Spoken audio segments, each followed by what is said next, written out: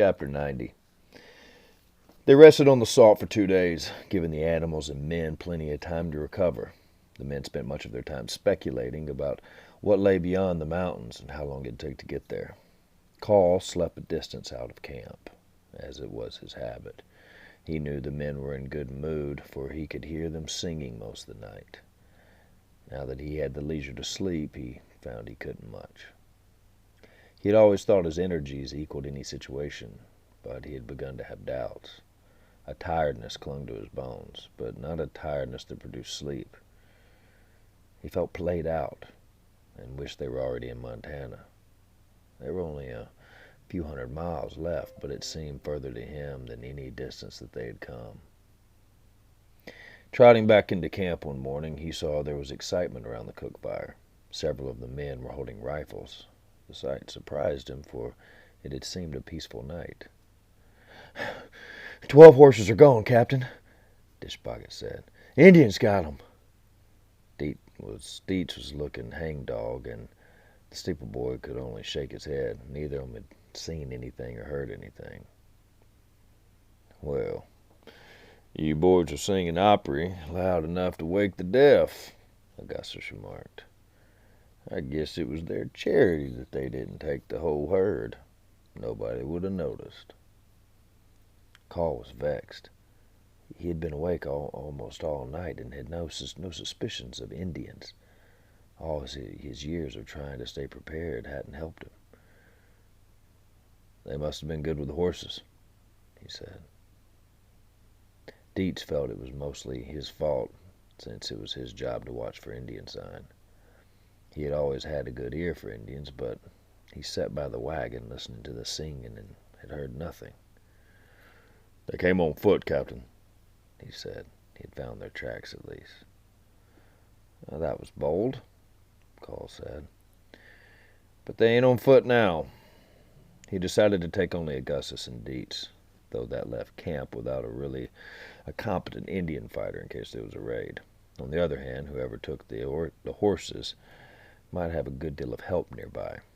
If it became necessary to take on an Indian camp, 3 men were about the minimum they could expect to succeed. 10 minutes later, the 3 men were ready to go. Call was well aware that they were leaving a camp full of scared men. Augustus laughed at the sight. You boys will get the drizzles if you don't relax, he said. If they got the darn horses, they might decide to come back and get us, Jasper Fink pointed out. They got Custer, didn't they? And he fought Injuns his whole life. Call was more worried about the grass situation. It was too sparse to support the herd for long. Graze 'em upriver, he said. Start tomorrow if we ain't back, but don't push 'em. Just let 'em graze along. You'll make the powder in a few days. Newt felt very nervous when he saw the 3 men ride off. It was Lippy's fault that he felt so nervous. All morning Lippy had done nothing but talk about how it felt to be scalped. Now Lippy had never been scalped and couldn't possibly know, but that didn't keep him from talking and scaring everybody. The horse thieves had gone southwest. Call thought with any luck they might catch them within a day, but in that he was disappointed. The country grew more barren as they rode, and the only sign of life was an occasional buzzard and many rattlesnakes. Well, if we was to settle around here, we'd have to start a rattlesnake ranch, wouldn't we? Augustus said. They rested only a little while at night, and by mid-morning on the next day were 100 miles from where the herd. No results in sight. Hell, they'll be to the Wind River before we catch 'em. Look, I've always heard the Wind River country worse than the Pecos country when it comes to being dry. We're better mounted than they are, Call said. We'll catch 'em. It was another long day before they closed the gap. You sure this is worth 12 horses? Augustus asked. This is the poorest darn country I ever saw. A chigger would starve to death out here. Indeed, the land was bleak. The surface sometimes streaked with salt. There were orchard-colored ridges here and there, completely free of grass. Look, we can't start pulling up with horse thieves now, Call said. Deets was ranging ahead, and in the afternoon they saw him coming back. The simmering heat waves made him appear larger than he was. Camp's up ahead, he said. They're in a draw with a little water. How many? Call asked. Didn't get no count, Deets said. Not many. Couldn't be many and live out here. I say we wait for night and steal the nags back, Augustus said. It's too hot to fight. Steal them back. Let the red man chase the white man for a while. If we wait the night, we might lose half the horses. They'll probably post a better guard than we had. Look, I don't want to argue with you in this heat, Augustus said.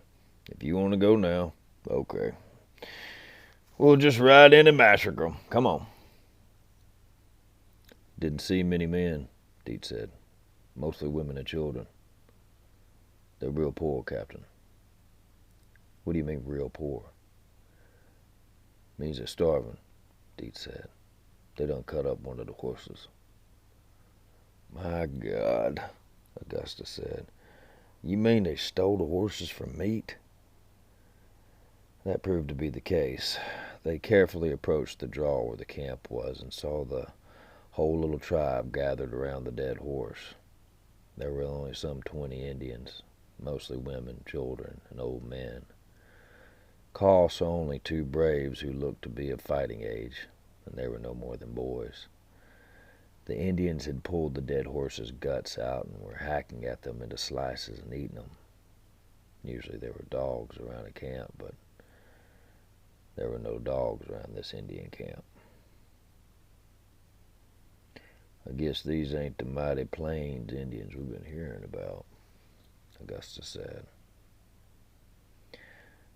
The whole little tribe was almost silent, each person concentrating on eating. They were all thin. 2 old women were cutting meat off the haunch, meaning to dry it, and the 2 young men, probably the ones who had stolen the horses, had caught another and were preparing to cut its throat. To prevent this, Call drew his pistol and fired it into the air. All right, let's go, Augustus said. We don't want to be shooting these people, although it'd probably be a little bit of a mercy. I don't even think they got guns. I didn't shoot anybody, Call said. But there are horses. At the shot, the whole tribe looked up stunned. One of the young men grabbed an old single-shot rifle, but didn't fire it. It seemed to be the only firearm the tribe possessed. Call fired in the air again to scare them away from the horse, and succeeded better than he had expected. Those who had been eating got to their feet, some with sections of gut still in their hands, and fled to a little 4 small-range teepees that stood up the draw. The young man with the gun retreated too, helping one of the older women. She was bloody from the feast. Oh, they was just having a picnic, Augustus said. We had a picnic the other day without nobody shooting at us. We can leave them 2 or 3 horses, Call said. I just don't want to lose that sorrel they're about to kill. In the tribe's flight, a child had been forgotten, a little boy barely old enough to walk. He stood near the neck of the dead horse, crying, trying to find his mother. The tribe huddled in the front of the teepee, silent. The only sound for a moment was the sound of that child crying. You blind, Deets said. Augustus saw that it was true. The child couldn't see where he was going, and a second later tripped over a pile of bloody horse guts and fell into them. Deets, who was closest to the dead horse, walked over and picked up the child. The little blind boy kept wailing. Hush now, Deets said. You a mess. You done rolled up in all that blood. At that moment, there was a wild yell from the teepee, and Deets looked up to see one of the young braves rushing towards him. He was the one who had picked up the rifle, but he had discarded the rifle and was charging with an old lance, crying his battle cry. Deets held out the baby and smiled. The young man, older than Newt, didn't need to cry any battle cry.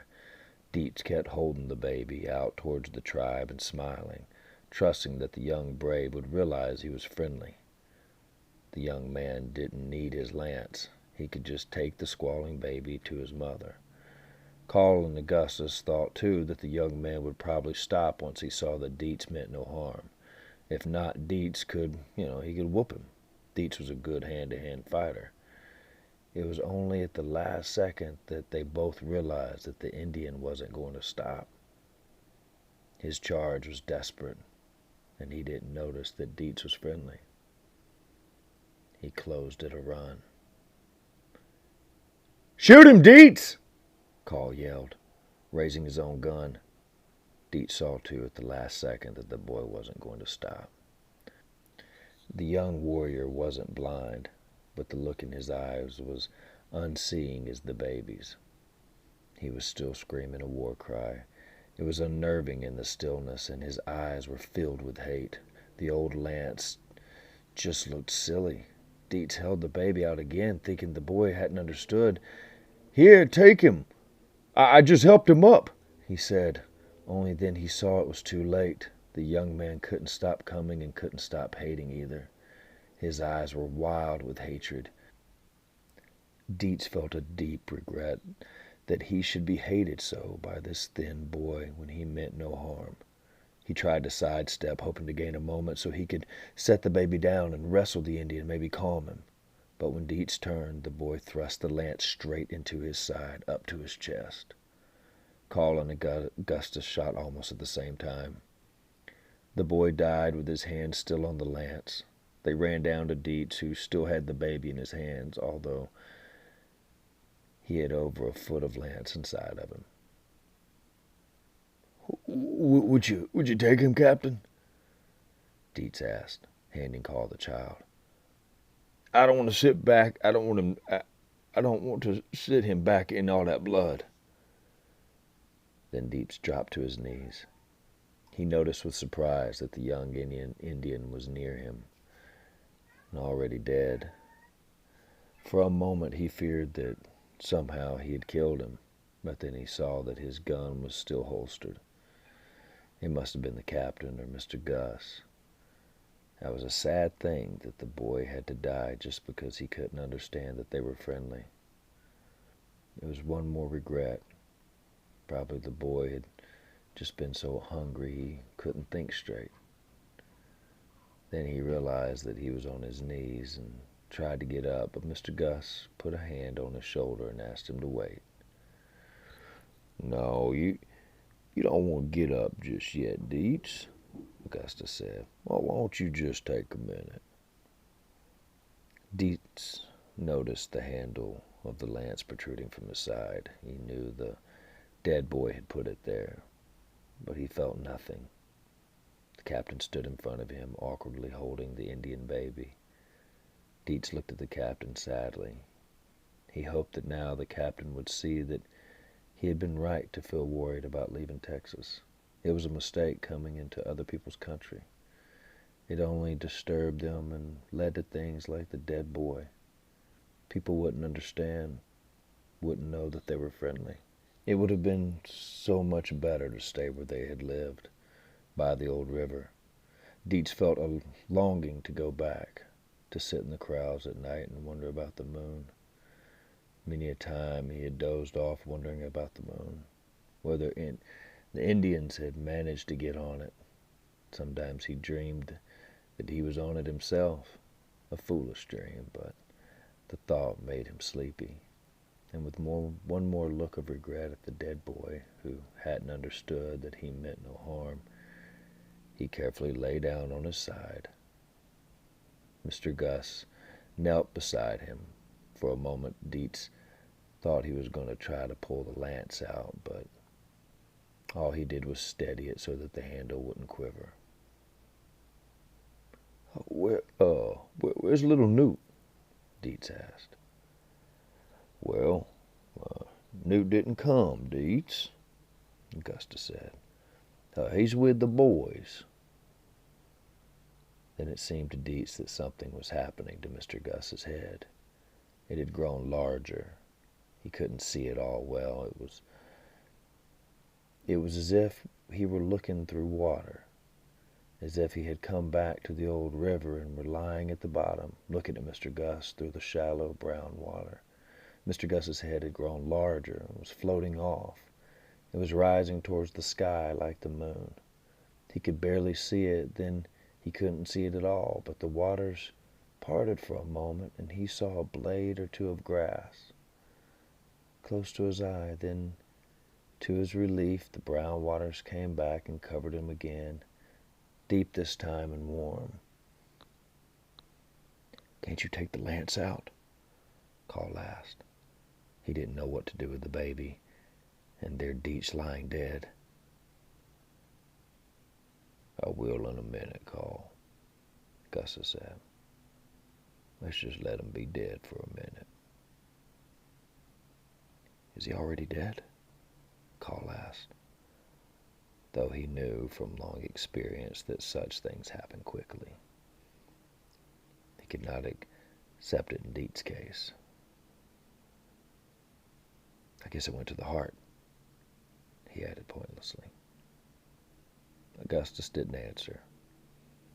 He was resting for a moment, wondering if he could get the lance out or if he could just break it off or what. If he pulled it out, he might bring half of Deets out with it. And of course, Deets was dead, and in a way it didn't matter. Yet it did. If there was one thing he didn't want to do, it was tear Deets up. "Can't you give that squalling baby to the women?" he asked. "Just set it down over there. Maybe they'll come get it." Call took a few steps toward the huddled Indians, holding the baby. None of the Indians moved. He went a few more steps and set the baby on the ground. When he turned back, he saw Augustus put a foot against Deets' side and try to remove the lance, but it didn't budge. Augustus gave up and sat down beside the dead man. "I can't do this today, Deets," he said. "Somebody else will have to do it if it gets done." Call also knelt down by Deets' body. He could not get over his surprise. Though he had seen hundreds of surprising things in battle, this was the most shocking. An Indian boy who probably hadn't been 15 years had run up to Deets and killed him.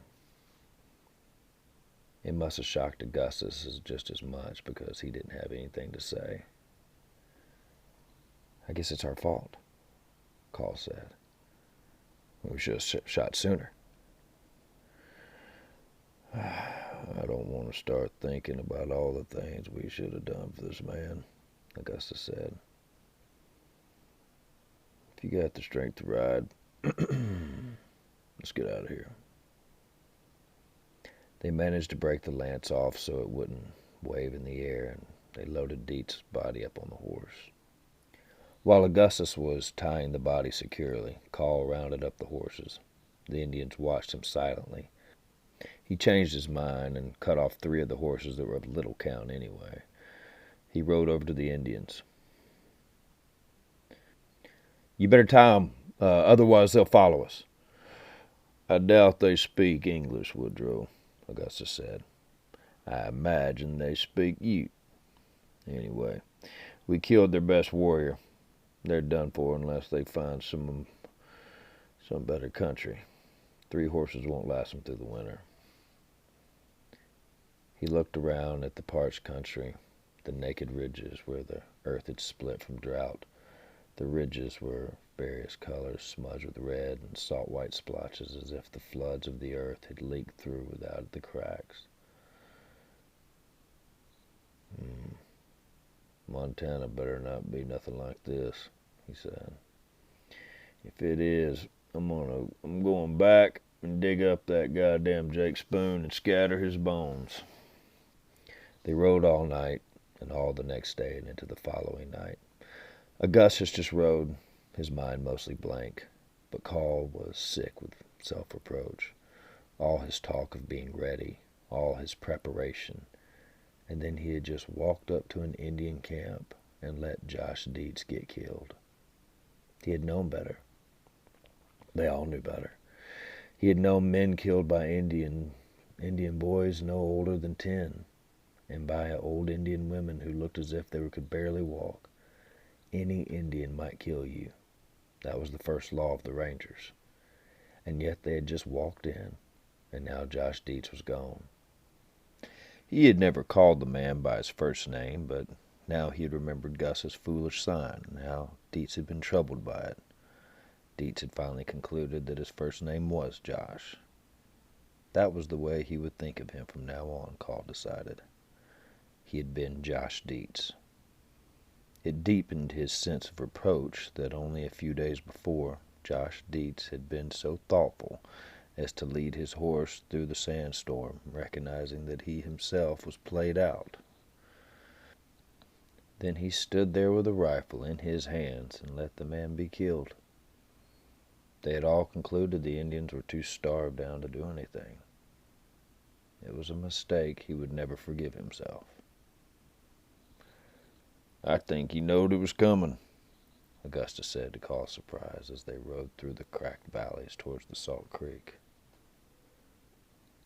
"What do you mean he knowed it?" Call asked. "He didn't know it.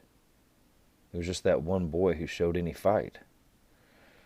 "No, I think he knowed it," Augustus said.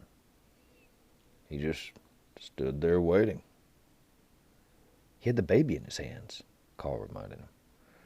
"He could have dropped that baby," Augustus said. They came back to the second night where the herd had been, only to find it gone. Josh Deets had begun to smell.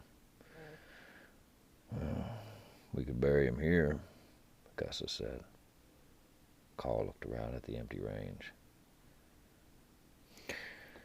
"We ain't gonna find no churchyard if that's what you're looking for," Augustus said. "Let's take 'em on," Call said. "The men will want to pay their respects. I imagine we can catch them tonight." They caught the herd not too long before dawn. Dish was the night herder who saw them coming. He was very relieved, for with both of them gone, the herd had been his responsibility. Since he didn't know the country, it was a heavy responsibility, and he had been hoping the bosses would get back soon. When he saw them, he felt a little proud of himself, for he had kept the cattle on the grass and had moved them along nicely. "Morning, Captain," he said. Then he noticed that something was wrong.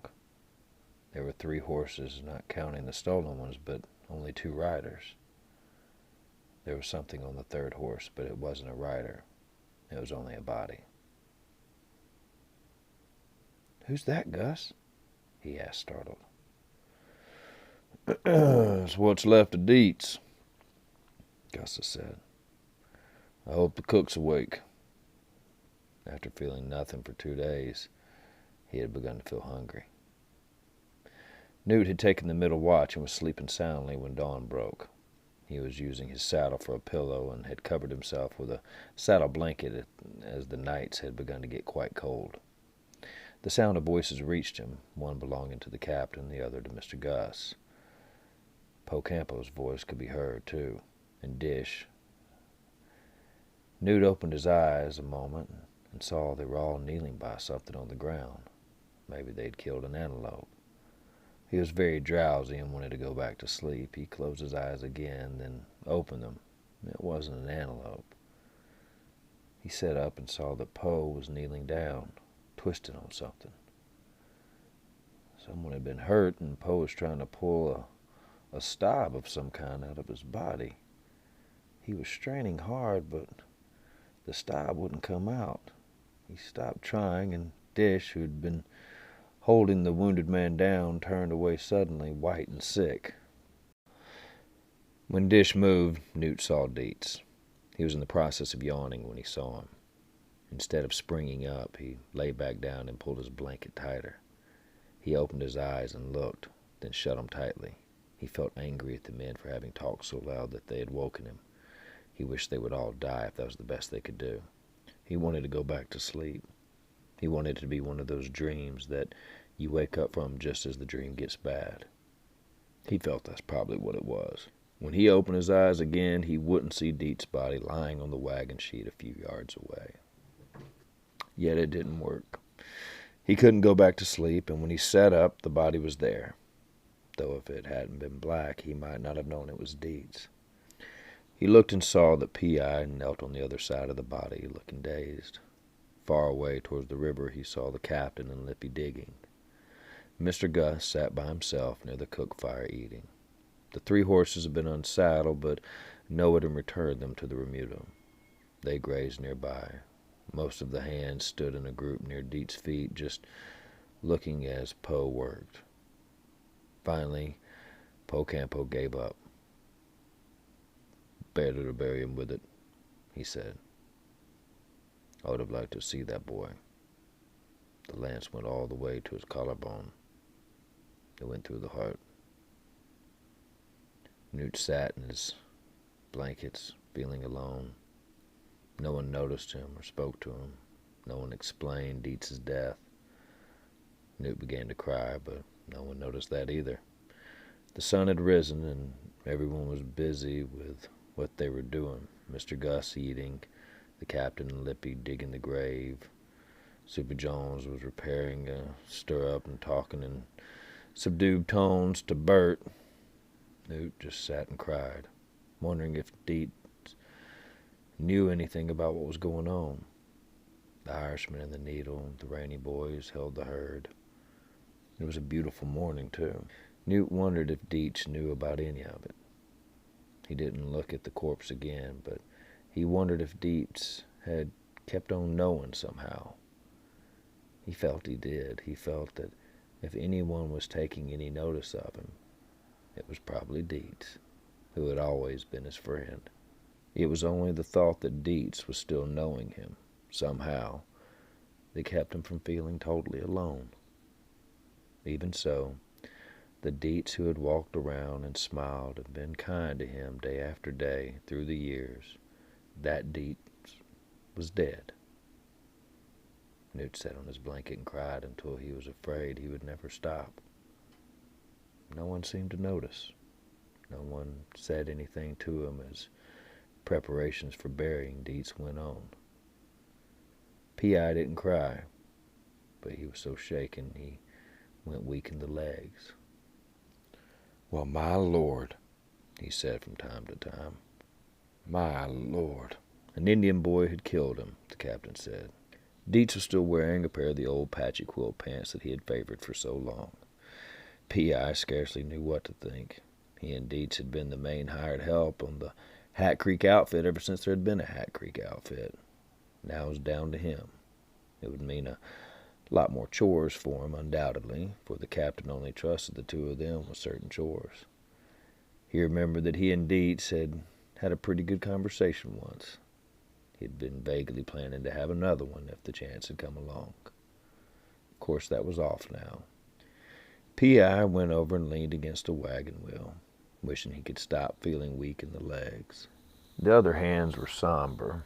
Needle Nelson offered to help dig the grave, for Deets had been the man who had finally turned the Texas bull the day the bull got after him. Dish hadn't said much to Deets either, but he had often been cheered from his position on the point to see Deets come riding back through the heat waves. It meant he was on course and that water was somewhere near.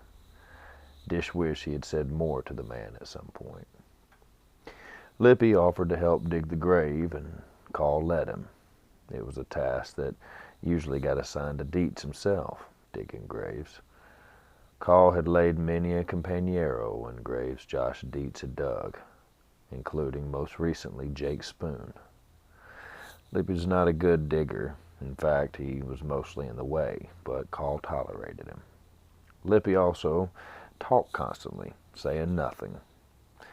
They were digging on a little rise north of the junction where the Salt Creek joined the Powder River. Augustus wrapped Deets carefully in a piece of wagon sheet and tied the sheet around him with heavy cord. "A shroud for a journey," Augustus said. No one else said anything. They loaded Deets in the wagon. Newt finally got out of his blanket, though he was almost blind from crying. Poe led the team down to the grave, and Deets was put in quickly and covered. The Irishman, unasked, began to sing a song of mourning so sad that all the cowboys at once began to cry. Even the Spiegel boy, who had not shed a tear even when his own brother was buried. Augustus turned and walked away. "I hate funerals," he said, "particularly this one. At the rate we're dropping off, there won't be many of us left by the time we get to Montana," Lippy said as they were all walking back to camp. They expected to start the herd that day, as Captain Call had never been known to linger. But this time he did. He came back from the grave, got a big hammer, and knocked a board loose from the side of the wagon. He didn't explain what he was doing, and the look on his face discouraged anyone from asking. He took the board and carried it down to the grave. The rest of the day he sat alone by Deets' grave, carving something into it with his knife. The sun flashed on his knife, and the cowhands watched in puzzlement. They just didn't know what it could be that would take the captain so long. "I mean, he had a short name," Lippy observed. "It wasn't his full name," Newt pointed out. He had stopped crying, but he felt empty. What was the other one then?" Jasper asked. "It was Josh." "Well, I swear, that's a fine name. Starts with a J, like mine. We could have been calling him that all along if we'd have known." Then they heard the sound of the hammer. It was the big hammer, the one they used for straightening the rims on the wagon wheels. Captain Call was hammering the long board deep into the dirt by the grave. Augustus, who sat by himself most of the day, walked over and squatted down next to Newt, who sat a little apart. He had been afraid he would start crying again and wanted a little privacy. "Let's go see what he wrote for old Deets," Augustus said. I've seen your father bury many a man, but I never saw him take this kind of pains." Newt hadn't really been listening. He had just been sitting there feeling numb when he heard Augustus mention his father. The words sank into the numbness for a minute and didn't affect him. And then they did. "My what?" Newt asked. "Your father," Augustus said. "Your pa." Newt thought it an odd time for Mr. Gus to make a joke. I mean, the captain wasn't his pa. Perhaps Mr. Gus had been so affected by Deets' death that he had gone a little crazy. Newt stood up. He thought it best just to ignore the remark. He didn't want to embarrass Mr. Gus at such a time. The captain was still hammering and driving the long board into the ground. They walked down to the grave. Call had finished his hammering and stood resting. 2 or 3 of the cowboys trailed back to the grave, a little tentative, not sure they were invited. Captain Call had carved the words deeply into the rough board so that the wind and sand couldn't quickly rub them out. Josh Deets. Served with me 30 years. Fought in 21 engagements with the Comanche and the Kiowa. Cheerful in all weathers. Never shrieked a task. Splendid behavior. The cowboys came down one by one and looked at it in silence. Poe crossed himself. Augustus took something out of his pocket. It was the medal the governor of Texas had given him for his service on the border during the hard war years. Call had one too. The medal had a green ribbon on it, but the color was mostly faded out. Augustus made a loop of the ribbon and put the loop over the grave board and tied it tightly. Captain Call had walked away to put up the hammer. Augustus followed. Lippy, who had not cried all day, suddenly began to sob, tears running into his loose lip. I do wish we'd have stayed in Lonesome Dove.